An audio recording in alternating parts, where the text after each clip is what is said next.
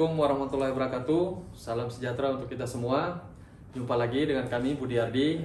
Kali ini kita akan membahas terkait makalah yang kami buat dalam program studi Magister Ilmu Hukum Universitas Internasional Batam.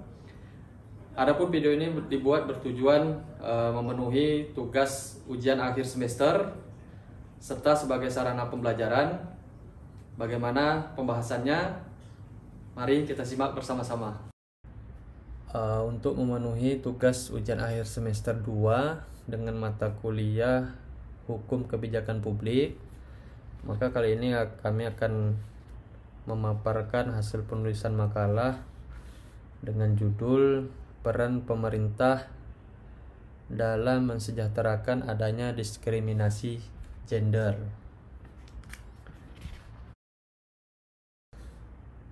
Adapun yang menjadi latar belakang dalam penulisan makalah ini bahwa dalam Konstitusi Negara Republik Indonesia, yaitu Undang-Undang Dasar 1945, dalam pasal 14 ayat 1 dikatakan bahwa Presiden Republik Indonesia memegang kekuasaan pemerintahan menurut Undang-Undang Dasar. Sehingga dalam pasal ini, apabila kita tafsirkan bahwa pemegang kekuasaan tertinggi di negara Republik Indonesia adalah Presiden, kekuasaan yang tidak terbagi dan hanya ada satu pemerintah yang berdaulat, sehingga jelas negara kita pada dasarnya menganut asas sentralistik. Namun karena luasnya daerah-daerah di negara kita yang terbagi dari beberapa provinsi, kabupaten, serta kota, maka daerah-daerah tersebut memiliki pemerintahan daerah dengan maksud guna mempermudah kinerja pemerintah pusat terhadap daerahnya, sehingga digunakanlah suatu asas yang dinamakan dan berjalan sampai dengan saat ini adalah asas otonomi daerah. Sesuai dengan pasal 18 ayat 2 Undang-Undang Dasar 1945, maka dari itu pemerintah daerah menjalankan otonomi seluas-luasnya kecuali urusan pemerintahan yang oleh undang-undang ditentukan sebagai urusan pemerintah pusat. Sehingga dalam hal ini menimbulkan suatu hubungan kewenangan antara pemerintah pusat dan pemerintahan di daerah. Untuk mengimplementasikan tugas-tugas berdasarkan amanat undang-undang tersebut, sudah tentu diperlukan produk hukum daerah yang dibuat dalam bentuk peraturan daerah, di mana tertuang dalam pasal 14 Undang-Undang Nomor 12 Tahun 2011 yang materinya muatan tentang peraturan daerah provinsi, berisi materi muatan dalam rangka penyelenggaraan otonomi daerah dan tugas pembangunan serta menampung kondisi khusus daerah. Peraturan daerah atau yang lazim disebut dengan Perda merupakan manifestasi dari peraturan perundang-undangan yang lebih tinggi, disesuaikan dengan kondisi dan kepentingan masyarakat di daerah. Pemerintah daerah mempunyai tugas untuk menampung aspirasi masyarakat daerah untuk kemajuan dan kemaslahatan masyarakat di daerah, disesuaikan dari peraturan perundang-undangan di atasnya. Karena berhasilnya pemerintahan daerah dalam konteks demokrasi dan otonomi daerah dewasa ini dapat dilihat dari bagaimana pemerintah daerah mampu menampung keinginan masyarakat untuk ditransformasikan dan diformulasikan menjadi kebijakan publik berupa perda yang berpihak pada masyarakat daerah. Kesetaraan gender pada zaman sekarang menjadi isu yang sangat penting. Gagasan tentang kesetaraan gender membuka kemungkinan perempuan untuk berapresiasi secara bebas di depan publik. Dimulai sejak era perjuangan perempuan yang menjadi pahlawan nasional yaitu Raden Ajeng Kartini telah membuat kedudukan emansipasi perempuan lebih maju dibandingkan dahulu. Pernyataan ini didukung dengan adanya undang-undang yang dibuat untuk menyetarakan gender perempuan dan laki-laki, yang menegaskan bahwa setiap warga negara mempunyai hak yang sama baik dalam bidang sosial, politik, ekonomi, dan hukum. Demikian juga Undang-Undang HAM menyatakan bahwa laki-laki dan perempuan mempunyai HAM yang tidak berbeda. Gender merupakan suatu konsepsi yang selama ini disebut sebagai penyebab ketimpangan hubungan antara laki-laki dan perempuan,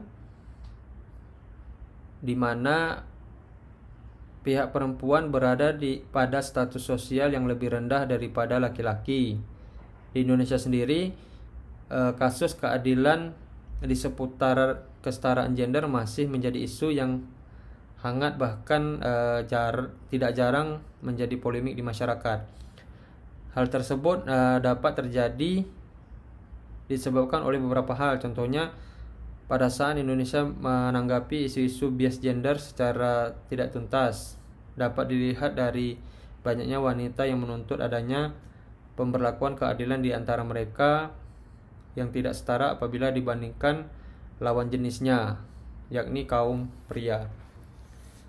Kesetaraan gender juga meliputi penghapusan diskriminasi dan ketidakadilan struktural, baik terhadap laki-laki maupun perempuan. Keadilan gender adalah suatu proses dan perlakuan adil terhadap perempuan maupun laki-laki. Keadilan gender berarti tidak ada pembakuan peran, beban ganda, subordinasi, marginalisasi, dan kekerasan terhadap perempuan maupun laki-laki. Terwujudnya kesetaraan dan keadilan gender ditandai dengan tidak adanya diskriminasi antara perempuan dan laki-laki. Dan dengan demikian mereka memiliki akses, kesempatan berpartisipasi dan kontrol atas pembangunan serta memperoleh manfaat yang setara dan adil dari pembangunan itu sendiri. Memiliki akses dan partisipasi berarti memiliki peluang atau kesempatan untuk menggunakan sumber daya yang dimiliki dan memiliki wewenang untuk mengambil keputusan terhadap cara penggunaan dan hasil sumber daya tersebut. Memiliki kontrol berarti memiliki kewenangan penuh untuk mengambil keputusan atas penggunaan dan hasil sumber daya, sehingga memperoleh manfaat yang sama dari pembangunan. Hak untuk hidup secara terhormat, bebas dari rasa ketakutan, dan bebas menentukan pilihan hidup tidak hanya diperuntukkan bagi para kaum laki-laki. Perempuan juga mempunyai hak yang sama pada hakikatnya. Kesetaraan gender merupakan kondisi bagi laki-laki dan perempuan untuk memperoleh kesempatan serta hak-haknya sebagai manusia agar mampu berperan dan berpartisipasi dalam kegiatan politik, hukum, ekonomi, sosial budaya, pendidikan, dan pertahanan serta keamanan nasional dan kesamaan dalam menikmati hasil pembangunan. Di dunia pendidikan, antara anak perempuan dan anak laki-laki hendaknya harus seimbang. Akan tetapi pada saat ini masih kerap terdapat adanya ketidakadilan gender. Banyak anak perempuan usia sekolah yang tidak bisa lagi mendapatkan pendidikan yang layak. Hal ini disebabkan karena pengaruh cara pandang patriarkis dari orang tua mereka sendiri. Mereka beranggapan hal tersebut hanya menghambur-hamburkan uang sebab mereka akan segera bersuami, peluang kerjanya kecil, dan bisa lebih banyak membantu orang tua dalam pekerjaan rumah. Orang tua dari anak-anak perempuan usia sekolah dari keluarga miskin menganggap anak perempuan mereka tidak pantas untuk melanjutkan sekolah ke jenjang yang lebih tinggi.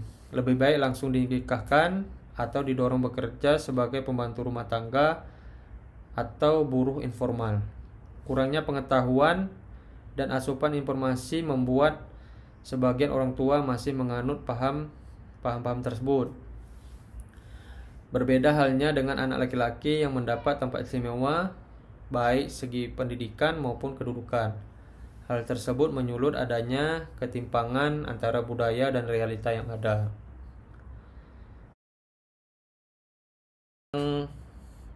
Dari latar belakang permasalahan yang disampaikan tadi, maka kami coba merumuskan permasalahan yang akan diteliti, yaitu bagaimanakah peran pemerintah daerah mensejahterakan adanya diskriminasi gender.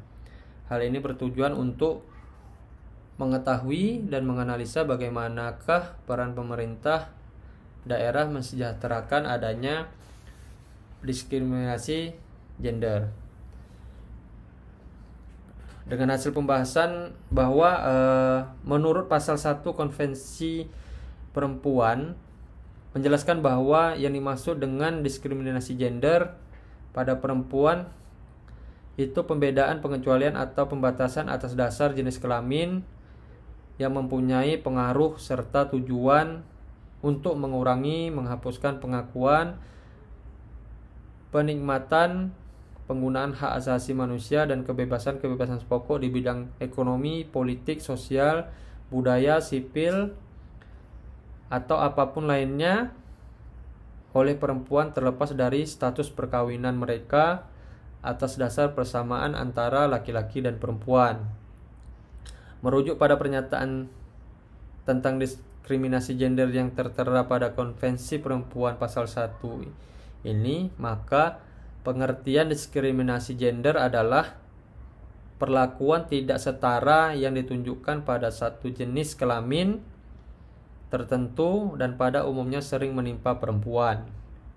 Diskriminasi yang dialami oleh perempuan tidak hanya terjadi pada sektor rumah tangga, melainkan hampir di semua bidang kehidupan termasuk dunia kerja. Sebagaimana halnya dalam pasal 2 Konvensi Wanita atau Konvensi Perempuan mengenai langkah kebijaksanaan untuk penghapusan diskriminasi yang menyatakan bahwa negara-negara peserta mengutuk diskriminasi terhadap wanita dalam segala bentuknya dan menjalankan segala cara yang tepat dan tanpa ditunda-tunda kebijaksanaan menghapus diskriminasi terhadap wanita. Untuk mencapai tujuan itu diperlukan beberapa usaha. Contohnya yaitu mencantumkan asas persamaan antara pria dan wanita dalam Undang-Undang Dasar Nasional dan peraturan perundangan lainnya, dan menjamin realisasi praktis dari asas itu melalui hukum dan cara-cara yang tepat. Kemudian membuat peraturan yang tepat termasuk sanksi-sanksinya, di mana perlu melarang semua diskriminasi terhadap perempuan. Kemudian menegakkan perlindungan hukum terhadap hak-hak wanita atas dasar persamaan dengan pria, menjamin melalui pengadilan nasional yang kompeten dan badan-badan pemerintah lainnya perlindungan yang efektif terhadap setiap tindakan diskriminasi terhadap wanita. Kemudian tidak melakukan tindakan atau praktek diskriminasi terhadap wanita, dan menjamin bahwa pejabat-pejabat pemerintah dan lembaga-lembaga negara bertindak sesuai dengan kewajiban itu. Kemudian mengambil langkah-langkah yang tepat untuk menghapus perlakuan diskriminasi terhadap wanita oleh tiap orang, organisasi ataupun perusahaan. Selanjutnya mengambil langkah-langkah yang tepat termasuk pembuatan peraturan perundang-undangan atau mengubah dan mencabut peraturan perundang-undangan yang ada, serta menghapus kebiasaan dan praktik yang diskriminasi terhadap wanita. Kemudian mencabut semua ketentuan pidana nasional yang diskriminasi terhadap wanita.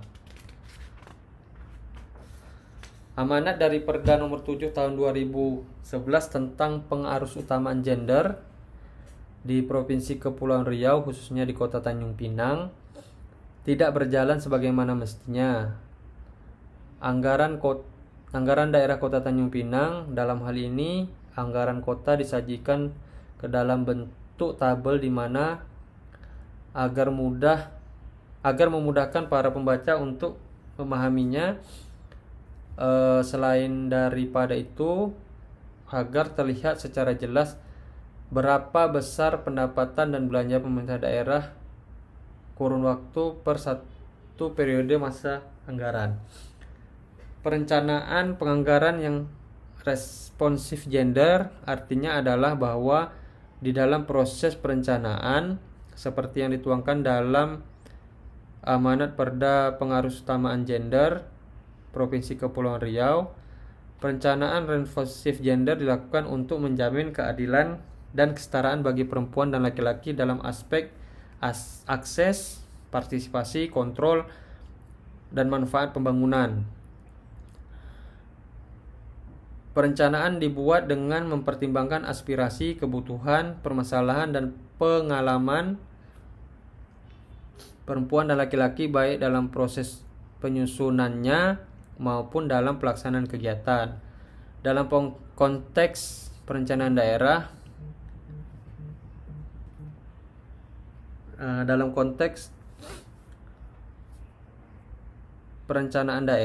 penganggaran responsif gender mampu direfleksikan dalam dokumen RPJMD, RKPD, Restra SKPD, dan Renja SKPD.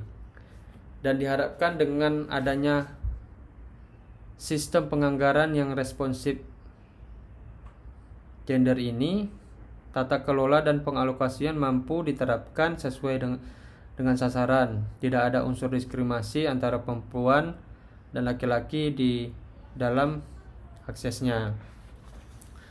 Berdasarkan peraturan dalam negeri nomor 15 tahun 2008, terdapat pergeseran konsep mengenai pembiayaan pengarus utamaan gender di daerah, di mana di dalam sebuah keputusan Menteri Dalam Negeri nomor 132 tahun 2003 menetapkan pembiayaan pengarus utamaan gender minimal 5%, sedangkan peraturan dalam negeri nomor 15 tahun 2008 tidak ada batas minimum untuk pengarus utamaan gender. Karena untuk responsif terhadap gender tidak ada batas minimum atau penganggarannya yang dibatasi. Akan tetapi pada peraturan Menteri Dalam Negeri nomor 15 tahun 2008 justru menyeluruh penganggaran diperuntukkan untuk pengarus utamaan gender. Karena dengan itu anggaran bisa lebih luas dinikmati sesuai dengan pembangunan tidak berdasarkan jenis kelamin. Namun anggaran tersebut dapat dirasakan untuk meningkatkan kualitas hidup.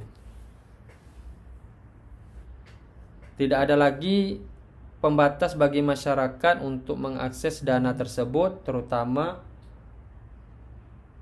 perempuan yang selama ini masih mengalami diskriminasi untuk menggunakan dan memanfaatkan semua fasilitas publik, dan pemerintah Provinsi Kepulauan Riau mampu menerjemahkannya ke dalam sebuah peraturan daerah nomor 7 tahun 2011 di mana perencanaan dan penganggaran yang responsif gender melalui program kerja yang nyata di pemerintah daerah Kota Tanjung Pinang yang notabene menjadi ibu kota Provinsi Kepulauan Riau. Pelaksanaan perda dan anggaran responsif gender di dalam proses pelaksanaan sebuah peraturan pemerintah daerah diperlukan beberapa hal agar peraturan tersebut dapat dijalankan dengan tepat dan pastinya sesuai rencana. Perda yang telah disahkan oleh pemerintah Provinsi Kepulauan Riau yang kali ini diterjemahkan dan sedang berusaha diimplementasikan oleh Kota Tanjung Pinang. Dalam hal ini dalam hal pengaruh utamaan gender terkait anggaran yang responsif gender dengan berlandaskan sebuah kondisi dan dinilai masih terbatas, tidak membuat Kota Tanjung Pinang yang notabene menjadi ibu kota provinsi tersebut sudah sangat peduli dengan kaum perempuan. Hal ini dapat terlihat ketika peneliti turun melakukan pengumpulan data bagaimana komunikasi sangat mempengaruhi. Artinya apa ketika sebuah peraturan daerah tidak terkomunikasikan dengan baik, niscaya akan dapat diterapkan. Dalam hal ini kegiatan yang berbentuk sosialisasi kepada masyarakat dijalankan terus guna menerangkan dan mendidik mereka agar paham dengan produk-produk pemerintah. Bagaimana pembuatan dan penerapan di tataran bawah agar tidak terjadi miskomunikasi, karena tidak semua lapisan masyarakat itu paham akan pengaruh utamaan gender yang selama ini dijalankan pemerintah. Berbeda halnya dengan jawaban yang diberikan oleh kalangan akademisi. Mereka menjawab tahu dan mengerti, bahkan beberapa menambahkan bahwa pengaruh utamaan gender itu merupakan sebuah strategi untuk mengevaluasi suatu kebijakan dan program di ranah politik, ekonomi, sosial, dan budaya dapat terwujud keadilan gender. Artinya apa? Bahwa komunikasi sangatlah penting dalam penyampaian sebuah gagasan dan program serta informasi apapun itu. Contoh di Kota Tanjung Pinang sendiri yang menduduki kepala bagian Badan Pemberdayaan Perempuan dan Keluarga Berencana masih dijabat oleh seorang laki-laki. Maka ironis dalam pembangunan badan perempuan sendiri tidak ada. Perempuanlah yang harusnya menduduki jabatan kepala tersebut karena perempuan dinilai lebih memahami untuk permasalahan perempuan. Akan tetapi beberapa fasilitas umum yang diperuntukkan perempuan sudah mulai kelihatan. Hal tersebut terdapat di salah satu tempat rekreasi keluarga, tepatnya di kebun binatang di samping musola berdiri sebuah bangunan yang diperuntukkan bagi ibu-ibu menyusui bayinya. Artinya ruang privasi menyusui sudah mulai diberlakukan. Selain itu, menurut kesaksian langsung oleh seorang mahasiswi bahwa kesetaraan itu juga sudah mulai terlihat, di mana dulunya peserta seminar pelatihan keterampilan home industri yang diadakan pemerintahan itu kebanyakan laki-laki. Kali ini sudah mulai rata, bahkan sebagian besar hampir 75% adalah perempuan. Walaupun pemerintah Provinsi Kepulauan Riau dan Kota Tanjung Pinang sudah membuat dan melaksanakan hal tersebut, akan tetapi berdasarkan data yang ada di lapangan dan analisa kami sebagai peneliti bahwa produk tersebut masih kurang optimal. Artinya masih diperlukan ruang untuk menyempurnakan, dan sosialisasi peraturan tersebut belum dipahami dan dimengerti sampai pada tingkat kalangan bawah.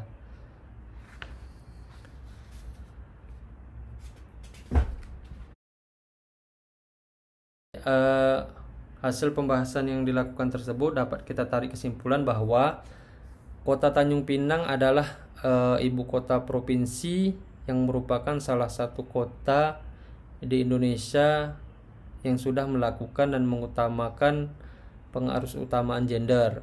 Terkait dengan anggaran responsif gender yang dilakukan pemerintah, di dalam proses penganggaran tersebut pemerintah tidak membuat pos-pos tersendiri. Artinya pemerintah tidak menyediakan anggaran khusus kepada perempuan, akan tetapi mereka selalu melibatkan perempuan di setiap kegiatan, di mana setiap SKPD diwajibkan untuk membuat 1 atau 2 kegiatan yang melibatkan perempuan. Dan salah satu bentuk komitmen pemerintah Kota Tanjung Pinang mengeluarkan peraturan wali kota dan sekretaris daerah guna memanfaatkan dan pelaksanaan pengarus utama gender di Kota Tanjung Pinang tersebut. Terkait penyerapan anggaran, para pelaksana program tidak langsung berhubungan dengan dinas terkait dengan mekanisme prosedur yang sudah ada. Yang dapat kami sampaikan, sekian dan terima kasih. Nah, begitulah penyajian yang bisa kami sampaikan. Ibarat kata, tidak ada gading yang tak retak, tidak ada bumi yang tak tersiram hujan. Begitu juga dengan video penyajian kami dan pembahasan kami kali ini. Kepada penonton dan pemerhati, mohon kritik dan saran guna perbaikan untuk kami ke depan supaya lebih baik. Sebelum mengakhiri video ini, izinkan kami menyampaikan sebuah pantun. Pucuk pahu delima batu, anak sembilang di tapak tangan. Di UIB aku menuntut ilmu, kalau kamu kapan kawan? Sekian, terima kasih. Wassalamualaikum warahmatullahi wabarakatuh.